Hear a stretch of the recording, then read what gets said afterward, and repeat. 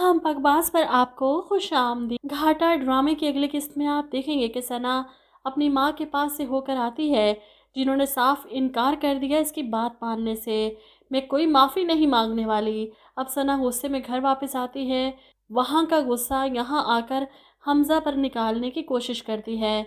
सोफे पर मोबाइल लेकर बैठा हमज़ा इसको हाथ मारकर मोबाइल पहले फेंकती है और फिर चिल्लाती है, आखिर क्यों कर रहे हो मेरे साथ ये सब? मेरा इस घर में रहने का मकसद क्या है, जब तुम मुझे अपनी बीवी के तौर पर कबूल नहीं कर रहे?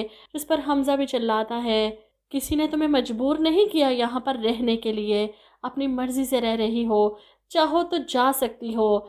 जिस पर सना पागलों की तरह चिल्ला दी, अगर मुझे प्यार नहीं होता ना, मोहब्बत नहीं होती तो कब का मैं तुम्हें छोड़कर जा चुकी होती। हमज़ा पर इसकी किसी बात का असर नहीं होता, तो वो गुस्से में साइड पर पड़े डेकोरेशन पीस को उठाकर हमज़ा के सर पर दे मारती है। अब हमज़ा तो खुद को बचा लेता है, लेकिन सना की इस हरकत पर गुस्से से पागल हो जाता है। ये तो किसी भी वक्त इसे नुकसान पहुंचा सकती है, इसीलिए इसका हाथ पकड़ता है और खींचता हुआ इसे नीचे लेकर जाता है। सना चिल्लाती रही, छोड़ो मुझे। हमज़ा भी चिल्ला रहा है, निकलो यहाँ से। और सना भी, मैं कहीं नहीं जाऊंगी। ऐसे में नाइला बेगम और निहाल साहब भी वहाँ आ जाते हैं। क्या हो रहा है ये सब? सना अपने ससुर की तरफ भागती है। अंकल आप बात करें, इन लोगों को समझाएं, मैंने कुछ नहीं किया। तब हमज़ा भी बताता है, ये बिल्कुल पागल है, आज तो मुझे मारने की कोशिश की। पर सना मुंह पर मुकर जाती है, ऐसा नहीं है, मैंने ऐसा कुछ नहीं किया। हमज़ा भी चिल्लाता है, बाबा बकवास कर रही है। दूसरी तरफ दानिश एक बार फिर से अपनी माँ से अपनी शादी की बात करता है, और अब तो वो साइमा की तस्वीर भी अपनी माँ को दिखाता है, जिसे देखकर नवाब बेगम नाक मुंह चढ़ाती हैं। शक्ल तो देखो इसकी, ऐसा लगता है पत्तों की सी आई है।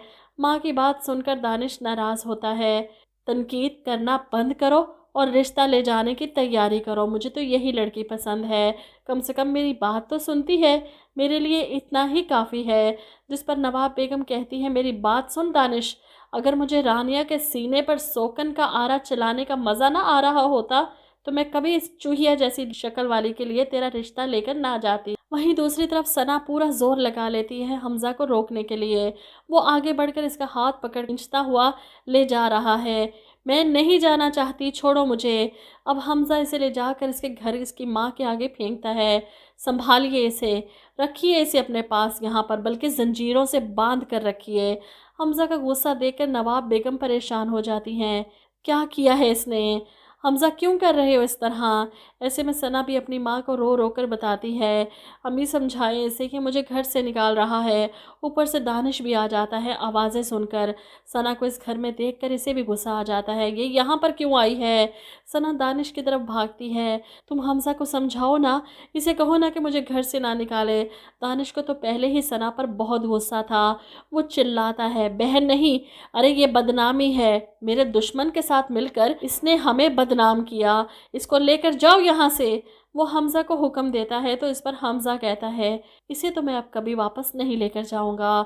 दानिश गुस्से से आगे बढ़ता है तो सना बात बढ़ जाने के खौफ से अपने भाई को लड़ने से रोकती है। ये सब देखकर हमज़ा को भी शदीद गुस्सा आता है, बंद करो अपना ये फैमिली ड्रामा। मैं हमज़ा अपने पूरे होशो हवास में, सना रशीद तुम्हें तलाक देता हूँ। अब सना जिसे यकीन नहीं आता कि हमज़ा इसे तलाक दे रहा है, वहीं नवाब बेगम तो इसके सामने हाथ जोड़ देती हैं, नहीं हमज़ा रुक जाओ, ऐसा ना करो। दानिश के भी होश उड़ जाते हैं, तलाक का मतलब एक और बदनामी इनके साथ तो होना यही चाहिए।